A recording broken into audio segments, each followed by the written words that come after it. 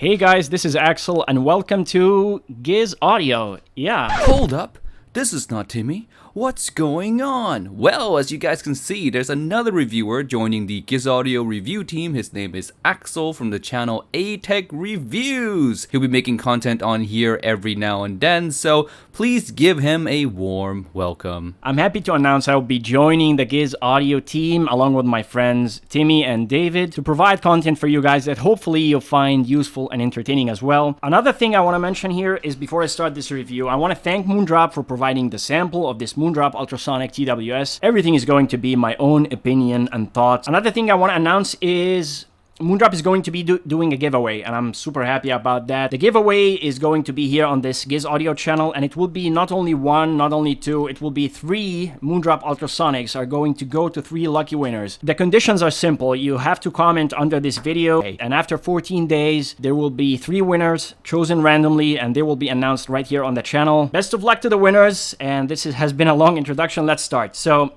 this is the Moondrop Ultrasonic. It is a TWS that comes in at around $75. It has 5.3 Bluetooth, it has LDAC, it has dynamic driver, and a BA. It's a hybrid. And this is the case it comes with. And then you get 3 options, 4 pairs actually, 3 pairs outside of ear tips. They're oval shaped and 1 installed already on the earpieces itself. Also, you get a short USB-C to Type A cable, and you get a manual that you can find in the Moondrop app itself. And then you get this thing that looks like like this cat, and it has here says the Fool. So I don't know, it looks like a tarot card, but maybe you guys get a different card. And then you get this nice case, protective case, for a simple reason actually, not only for protection of the outside case, but because the cover here, it has no cover, and if you like kind of do that, it could fall. I want to install it in front of you guys, but let me warn you, if you're going to use this, think twice, because once you put it inside, you will probably have a great difficulty removing it. So you just put it like this. It has a tight, snug fit, and that's it. It kind of closes like that. You want to open it, you kind of click, and it kind of opens. It looks very nice. Now it becomes more sturdy. It feels stronger. Something else I want to say is that this is a thumbprint magnet, or fingerprint, excuse me, magnet. So if you press with your thumb, it's going to leave a mark. The case is also the same exact case that comes with the Space Travel. Not similar, it's almost exactly the same, with the difference being the color and the font. So that's exactly it. In terms of the earpieces themselves, they are the same earpieces that come with the Space Travel and with the Golden Ages. It has an oval nozzle, so maybe this could affect the comfort for some people. For me, I have no problem with it. But another thing is it could affect the choice if you want to use other ear tips with it. Oval ear tips are not that common, but I will tell you the ones I tried and found, which is Comply Foam. They have one which is an oval shape. I used it with my Golden Ages, and Symbio W1, the foams and the silicone combo. And I will tell you what I use personally with my Golden Ages is this Render ear tips, like a Zeus collaboration. I use the large size. It's foam on the inside and silicone on the outside. I kind of put it like here, like that, and it looks very cool. Before I wear it, I just compress it like that to give it that shape, and I put them in my ear. It's very, very, very comfortable. Even the noise isolation becomes way better without even using the ANC. I just want to mention a very important point here is that this IEM, or this TWS, has LDAC and LC3. They come in like stock. It's turned off, and Moondrop mentions in the manual here that this is done for the reasons that for compatibility reasons and stuff like that. So what you need to do is if you go to moondroplab.com, you download the Moondrop app, then you will not have the option probably. You have to update the app. There is a notification that happens. You click on it, you update the app itself, and then you will see an option to turn on the LDAC and then turn on the LC3, and then like the experience transforms immediately. The Moondrop app actually gives you a lot of benefits as well. Allows you to control the gain from 3 gain levels, allows you to turn on the LDAC, as I said, 5 sound profile EQs, you will find it there, and you will be able to customize the touch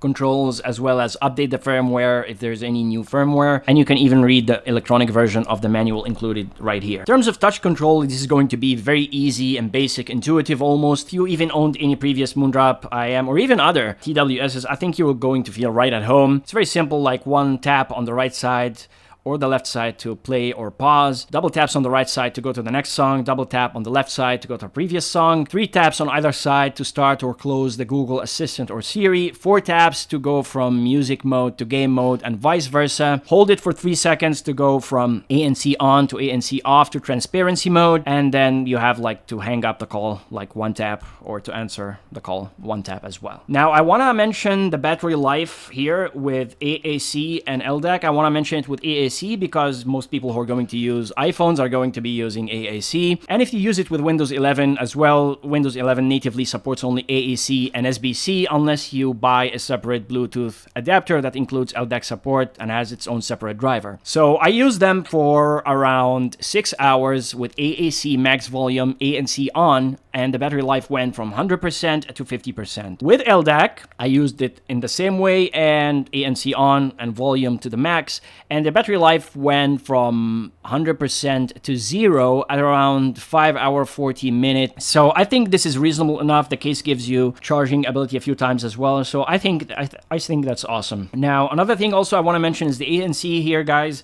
It's not like groundbreaking. It's not something super or anything like that. Actually, I feel the Sony XM4, like the Galaxy Buds, and the Apple Pro 2nd gen is going to be massively better. Like, the difference is huge. I will say and describe this and say that it drowns out the noise enough, like it blocks out 70% of the noise. Like, I took this with me, I went to Starbucks, I sat down, ordered a nice cup of coffee, and I could still hear the music going on in the background. And if someone called my name, I could hear it. If I snapped my fingers like that, I could hear myself. But as long as I start to play any type of music, even at the lowest kind of volume, all of that disappeared, and I couldn't hear anyone, even if they were talking to me in front of my face. Another thing I noticed is if I'm moving in the street, if I'm walking and there's some wind like blowing right next to my ear, I can kind of hear that sometimes. The good thing is that there's no difference in sound quality between ANC on, ANC off, and the transparency mode is very well, but it's not like the Apple at all. And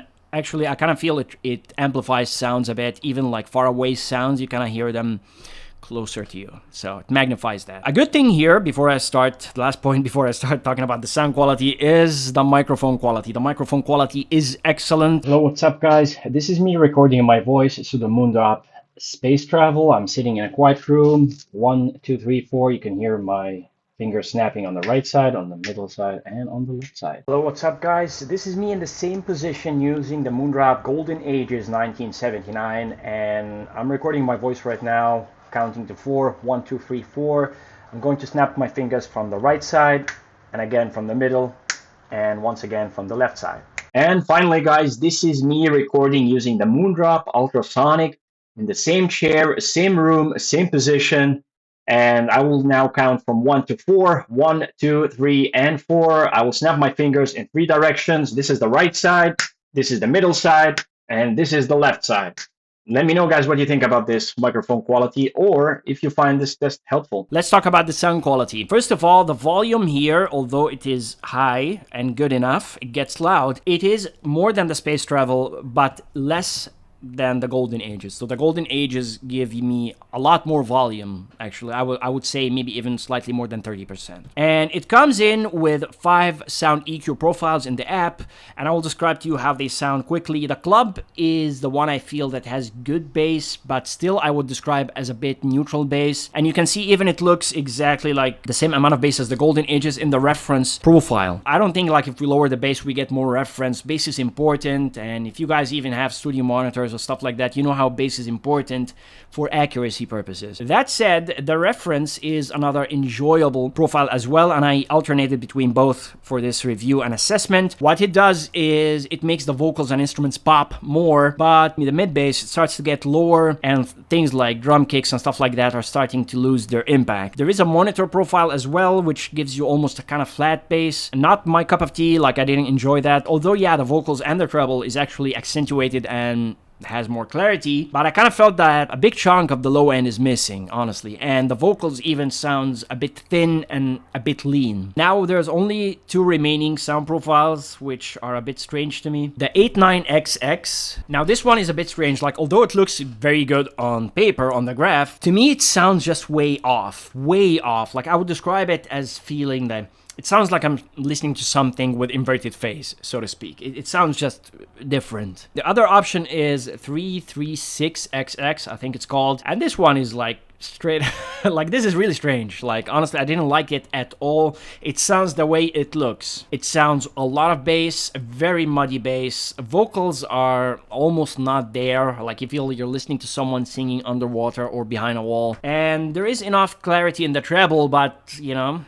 again, very muddy signature and not that nice. So I will start with the description of the sound of the club profile and the reference. The sound could be described as a Harman-like sound signature with a bit of focus on the upper mid-range and lower treble and less bass. It's a kind of mainstream sound signature. It sounds really nice. I think it will fit most people. It sounds really awesome. In terms of the bass, I think this is the best quality of this TWS. The bass sounds really, really, really good. It has a lot of the slam behind it. It has a lot of the thumpiness. It has a lot of the attack, a lot of that in-your-face punchiness that you kind of expect from a good dynamic driver. And it just kind of makes things sound way deep, very enjoyable. You can even, on bass-heavy tracks, you can feel the driver moving air against your eardrum, and it's a very enjoyable sensation. It makes a lot of things like sound really, really fun. Moving on to the treble is actually as well very good. I would say there's enough treble extension to prevent it from sounding dark, but I kind of wish there was more because the treble sounds good and it sounds very separated and smooth as well. You can almost feel that the sound is coming from a separate driver. It is very well separated. You can hear cymbals, crashes, hi-hats. These things are like coming from another source. Now, when we move on to the mid-range, here is where things kind of get interesting. Now, the mid-range timbre itself sounds very natural. Like, I think many of us like grow up like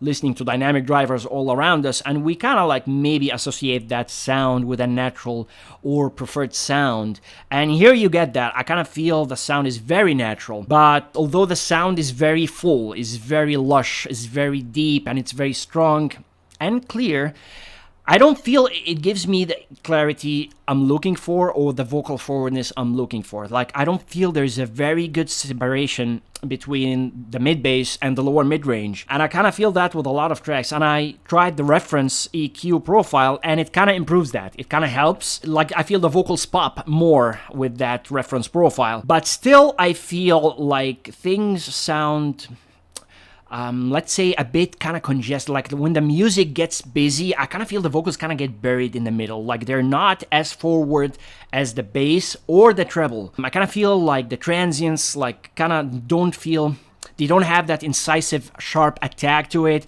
Things kind of feel like a bit blunted, a bit rounded off. And there are a few things even for that. Like, for example, I will give you guys 3 small examples that I tried. Hans Zimmer, there's a track called Mountains, which I use with my testing as well. Around the 2 minute, 30 seconds or 40 seconds, like you kind of hear the bass coming in and you kind of hear like the organ sound in the background, and you kind of hear the organ sound, but you can't feel that the notes are well defined. Although they have the body, although the acoustic guitars have the body, and it sounds very natural and very full, very rich, but you don't hear that separateness in the quality of the sound. Another example, even like Teardrop by Massive Attack, you kind of hear the bass like absolutely wonderful. It's like a subwoofer in your ear, and then when the woman starts singing in the background, you kind of feel she's singing in the background. That's how I would describe it. And like even some of the instrumental tracks that I love and enjoy, Lindsey Stirling, for example, she has like beautiful violin music. I kind of feel the bass is powerful, treble is clear with the EDM like music stuff, and the violins are there, but they're not forward as I would like them to be. I don't get that instrument separation that I love. It's not something huge, but I'm sure it will be fun and enjoyable by many people, as this is actually a very fun sound signature. Moving on to the detail retrieval, I would say it's better than the Space Travel in terms of technicalities, in terms of separation, in terms of imaging precision and spatial cues. All these things are better than the Space Travel, but less than the Moondrop Golden Ages. So with that said, I will start my comparison segment here. First of all, I will say this: if you're going to use it with AAC only, I think the improvement between the Ultrasonic and the Space Travel is small improvement. It's not a huge in-your-face improvement, but if you kind of look at the value of the Space Travel, I think it's awesome, and I think it has a lot of vocal clarity here to give it that forwardness that I'm talking about. Although the vocals here don't sound as natural as the ultrasonic, they sound a bit thin, slightly nasally, and digital, for a lack of a better word. They sound artificial, I'm being honest. Here they sound way more natural, but the bass kind of takes your attention. Overall, it's a more detailed IEM when you use LDAC compared to the Space Travel, and it is worth the improvement, absolutely. A great improvement, detailed separation, bass quality, all that stuff. Now, things get like interesting when you compare it to the golden ages, and after spending a lot of time going back and forth for you guys and keeping the comparison volume matched, like, what is the takeaway from me here? I noticed when I use the golden ages, I've been using them, I bought them, and I keep using them since the day I bought them for a long time now. I use them a few days a week, I go work out with them, they're awesome. I love them. I notice a lot more detail on the golden ages compared to the ultrasonic. The difference is significant enough. Like I would say, like, let's say a number is a wrong way of doing that, but I will just try and guess. I would say 30%. It doesn't even help that the golden ages has more volume as well, so it can get louder when I'm watching videos, podcasts, or things that sound low volume to me. Another thing is the separation. The separation of the golden ages is much better to me than the ultrasonic. I kind of feel it, like the things are separated and the vocals are more forward, although on the graph they kind of look the same, but I feel a clear and distinct separation between the bass and the mid-range when I use the golden ages. Things are easily perceived, and I don't find myself like struggling to hear or focusing to hear those details in the mid-range. Timbre is much more natural as well, and I kind of feel it's more fun. I noticed I'm really more engaged in my music and emotionally reacting to it when I use the golden ages. Again, the comparison was done on the same volume, so everything was volume matched to do that comparison. But when I tried the ultrasonic for a long time and I went back to the golden ages, I found myself missing the bass quality that I experienced and cannot forget with the ultrasonic. It just sounds, although this is cleaner, the golden ages is cleaner, here it's just more enjoyable and deeper and richer, and it just hits harder. Yes, the slam is harder and it more powerful. It has the thumpiness, as I said. And another thing I noticed is the microphone. I use the microphone here on the ultrasonic, and I walked with it and I used it like a normal guy. But on the golden ages, to be honest, every time I get a phone call, I kind of like take one side out of my ear and I use the microphone of my phone itself. Again, it's just a matter of what you like. If I have to choose one between them, I'm being honest, I will choose the golden ages again. The detail level is higher and it just satisfies my brain. Even the cymbal crashes sound more detailed, more realistic. Even the tracks I mentioned, the comparison is very clear. Violins, all the instruments sound more forward. But the bass, I kind of feel it's not better, let's say satisfying and more pleasurable, much more pleasurable on the ultrasonic. That's it, guys. That has been my review. It's a long review as usual. I will keep it shorter for you guys in the future. Let me know your thoughts and comments, and if you get one of these or one of these, let me know what you think. Do you agree with my assessment? Do you disagree? Let's keep it respectful, guys, and I will reply to your comments section. I will reply as much as I can in the next few days, and I'll be on Discord as well, so see you there. And that's it. That has been a review of the ultrasonic, and until then, see you in the next one, guys. Take care. Bye.